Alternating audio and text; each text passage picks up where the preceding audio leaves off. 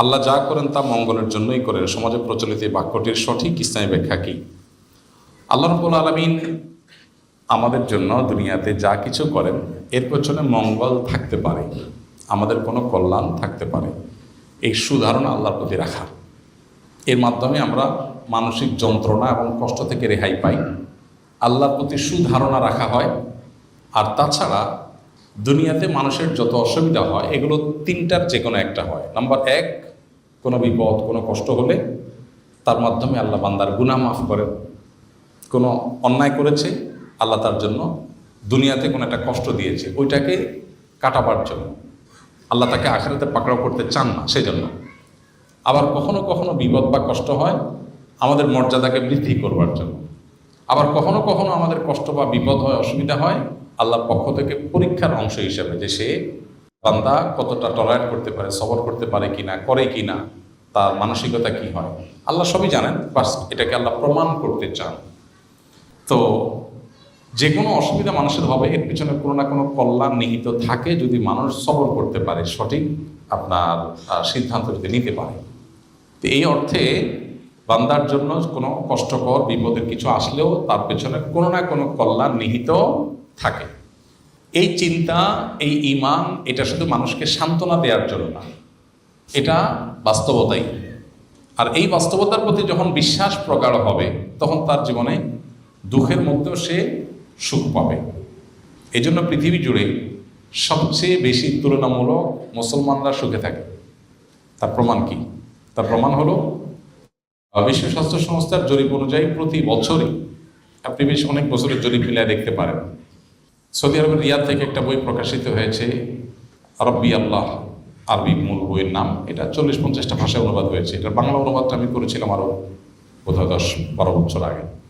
তো ওই বইটাতে একটা ছক দেখানো হয়েছে বিশ্ব স্বাস্থ্য সংস্থার জরিপ অনুযায়ী পৃথিবী জুড়ে আত্মহত্যার প্রবণতা ধর্মবিশ্বাসের ভিত্তিতে।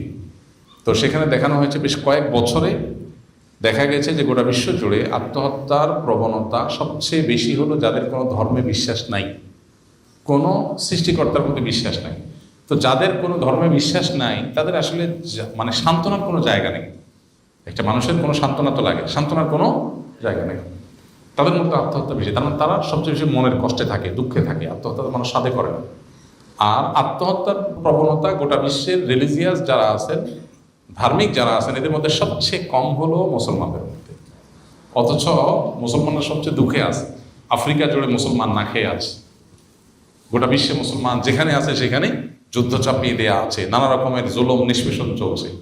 আত্মহত্যা সবচেয়ে বেশি এদের মধ্যে থাকার কথা, কিন্তু পরিমাণ সবচাইতে কম। কারণ ওই যে তাদের ঈমান তাদেরকে সুখী করে। এই জন্য কেউ যদি সুখী হতে চায়, সে সম্পদ সঞ্চয়ের চাইতে সেই জন্য দিনকে বেশি ধারণ করার চেষ্টা করে। কেউ যদি সত্যি সুখ চায় তাহলে তার সম্পদের চাইতে দিন ধারণের প্রয়োজন বেশি। হ্যাঁ, কেউ যদি ভাবসাব চায় তাহলে ডেফিনেটলি সম্পদ লাগবে। ভাবসাব ভিন্ন জিনিস, আর সুখের অভিনয় এক জিনিস, আর সুখ আরেক জিনিস। সুখের ভালো অভিনেতা হতে চান তাহলে অনেক টাকা পয়সা লাগবে, আর সুখী হতে চান তার জন্য দিন লাগবে। দিন, আল্লাহর কাছে নিজেকে সারেন্ডার করার মতো মানসিকতা লাগবে, বাস। তো এই জন্য নবী করিম সাল্লাল্লাহু আলাইহি ওয়াসাল্লাম বলেছেন, আজাবান লি আমরিল মুমিন, আজাবান লি আমরিল মুমিন ইন্না আমরাহু কুল্লাহু খায়র। ইমানদারের পুরো বিষয়টাই খুব পিকুলিয়ার, অদ্ভুত।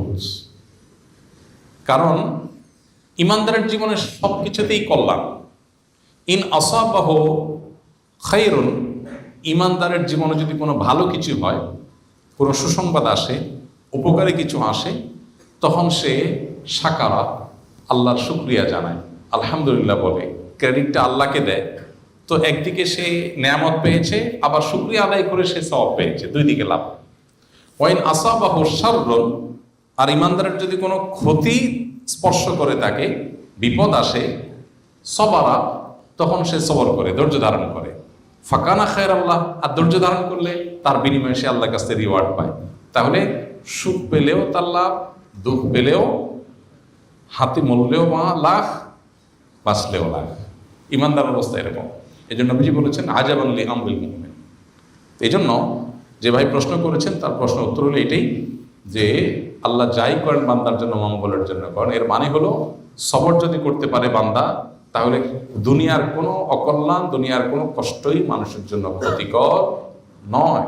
শুধু সবর যদি সে করতে পারে, এটা তার বহুগুণ লাভ হয়ে তার কাছে ফিরে আসবেই আসবে। আল্লাহ আমাদেরকে সবরের তৌফিক দান করুন।